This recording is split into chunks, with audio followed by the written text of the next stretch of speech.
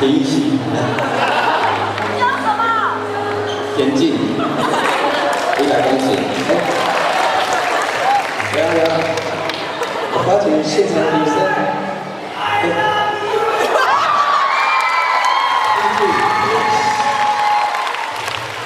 叔叔，怎么每个都是这样啊？到底有多少个孩子在外面？好，连凯，我要介绍一下这个弟弟，从国二的时候就开始带他，现在已经大学1年级，然后从打羽毛球到回到都兰，开始练田径，然后现在上大学，变化很大，开始自己写歌，还拍电影，对，把我的心抢走了，是好事。请大家给他热烈的掌声好不好？在第一首歌《如何酝酿的这人》。